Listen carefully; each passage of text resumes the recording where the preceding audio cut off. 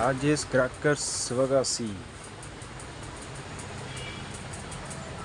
ஒரு எக்ஸாம்பிளுக்கு நீங்கள் யாருக்காவது ஒரு 5000 ரூபாய்க்கு வெடி வாங்கி கொடுத்தீங்கன்னா உங்கள் பேரில் ஒரு 10% நாங்கள் வெடி எடுத்து வச்சுருவோம் 500 ரூபாய்க்கு.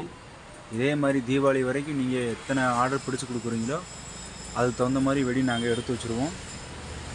10% கமிஷன் மாதிரி.